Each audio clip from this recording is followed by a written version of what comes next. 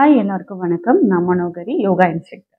So இந்த வீடியோவில் நம்ம எதை பற்றி பார்க்க போகிறோம் அப்படின்னா, வாக்கிங் பண்ணும்போது நம்ம என்னென்ன மிஸ்டேக்ஸ்லாம் பண்ணக்கூடாது, எந்தெந்த ஸ்டெப்ஸ்லாம் ஃபாலோ பண்ணி எஃபெக்டிவாக வாக்கிங் பண்ணணும் அப்படின்றத பற்றி பார்க்க போகிறோம். வாக்கிங் பார்த்தீங்கன்னா அது ஒரு லோ இன்டென்சிட்டி எக்ஸசைஸ். இதை வந்து யார் வேணாலும் பண்ணலாம். ஸோ எந்த ஏஜ் பீப்புளாக இருந்தாலும் வயசானவங்க ஒரு 60+70 இவங்க கூட வாக்கிங் வந்து தாராளமாக பண்ணலாம். ஸோ வாக்கிங் பண்ணும்போது நம்ம என்னென்ன ஸ்டெப்ஸ்லாம் ஃபாலோ பண்ணணும் அப்படின்றத பார்க்கலாம். வாக்கிங் பண்ணும்போது கண்டிப்பா வந்து உங்களோட ஃபிளாட் சர்ஃபேஸ்ல தான் வாக் பண்ணணும். ஸோ வாக் பண்ணும்போது உங்களோட சர்ஃபேஸ் வந்து ஃபிளாட்டா இருக்கான்னு ஒரு கம்ஃபர்டபுளா இருக்கிற மாதிரி ஒரு ஷூஸ் வியர் பண்ணிக்கோங்க. ஷூஸ்ன்னு இல்ல. ஸோ நீங்க எது வியர் பண்ணும்போது உங்களோட பாடி வந்து ரொம்ப லைட்டா ஃபீல் ஆகுது. ஸோ ரொம்பவே வந்து எந்த ஒரு ஸ்ட்ரெயினும் இல்லாம நல்லா வந்துட்டு நடக்கிறீங்க. ஸோ ஒரு ஃப்ளோவா நடக்கிறீங்க அப்படின்றத பொறுத்து. ஸோ அதுக்கு ஏத்தபடி உங்களோட ஷூஸை வந்து நீங்க செலக்ட் பண்ணிக்கலாம்.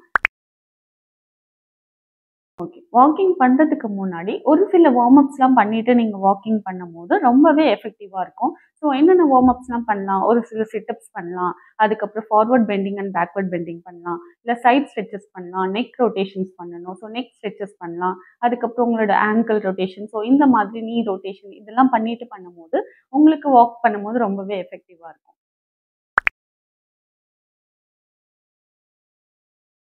அதே மாதிரி நல்ல ஒரு பிரிஸ்க் வாக்கிங் பண்ணி நீங்க முடிச்சதுக்கு அப்புறம், நீங்க ஒரு பார்க்லயோ இல்லன்னா ஒரு பீச்லயோ நீங்க வாக் பண்ணிட்டு இருக்கீங்க அப்படின்னா, ஸோ முடிச்சதுக்கு அப்புறம் நீங்க வந்து ஒரு சவாஸ்னால ஒரு சமணங்கால் போட்டு நீங்க உட்காந்துட்டு, சும்மா உங்களோட கைகள வந்துட்டு ஒரு சின் முத்ரா, ஈஸியான சிம்பிள் முத்ரால வச்சுட்டு, நல்ல ஒரு மெடிடேஷன் மாதிரி பண்ணலாம். நல்ல ஒரு டீப் பிரீதிங் பண்ணலாம். ஸோ இன்ஹேல் பண்ணி, எக்ஸேல் பண்ணி ஒரு ஃபியூ மினிட்ஸ் ஒரு 5 மினிட்ஸ் நீங்க உட்காந்துருந்தால் கூட போதும். ஸோ அந்த மாதிரி பண்ணும்போது அது ரொம்பவே எஃபெக்டிவா இருக்கும். உங்களோட ஸ்ட்ரெஸ் லெவல அது கம்மி பண்ணி கொடுக்கும்.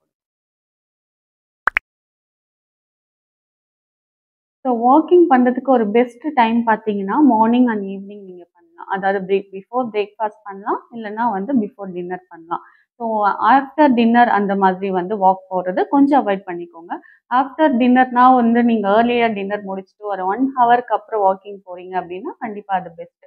ஆனா சாப்பிட்டுட்டு ஒரு ஒரு 1/2 அன் ஹவர் 15 மினிட்ஸ்க்கு அப்புறம் ஒரு 1/2 அன் ஹவருக்கு அப்புறம் நீங்க வாக்கிங் போறீங்க அப்படின்னா, கண்டிப்பா அது வந்து உங்களோட டைஜஸ்டிவ் சிஸ்டம வந்து அது வந்துட்டு டிஸ்டர்ப் பண்ற மாதிரி இருக்கும். ஸோ ஃபுல் பிளட் சர்க்குலேஷனும் உங்களோட கைகளுக்கும், கால்களுக்கும் வருமே தவிர, உங்களோட ஸ்டொமக்குக்கு வந்து முழுசா கிடைக்காது.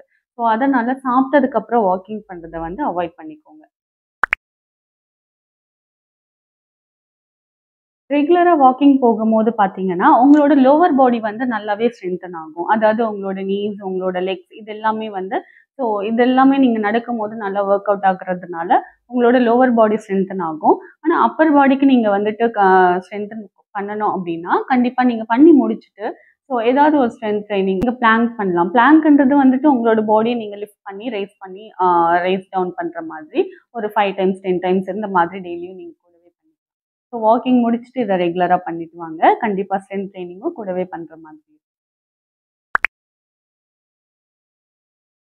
எந்த ஒரு வாக்கிங்கோ, எக்ஸர்சைஸோ, யோகாவோ ஒரு 30 மினிட்ஸ், ஒரு 45 மினிட்ஸ் நம்ம பண்ணும்போது, நம்மளோட பாடியில ஒரு குட் கட் பாக்டீரியா வந்து இன்க்ரீஸ் ஆகும். GLP-1 என்ற ஹார்மோன் வந்து நம்மளோட கட் பாக்டீரியாவ ப்ரொடியூஸ் பண்ணும். இதனால நமக்கு என்ன ஆகுது அப்டின்னா, நம்மளோட பாடியில இன்ஃப்ளமேஷன் அங்கங்க வீக்கம் இதெல்லாம் இருக்கிறதெல்லாம் வந்து ரெட்யூஸ் பண்ணும். அண்ட் தென் நம்மளோட பாடியில வந்து பிளட்ல இருக்கிற இன்சுலின் லெவல்ல வந்து ரெட்யூஸ் பண்ணும்.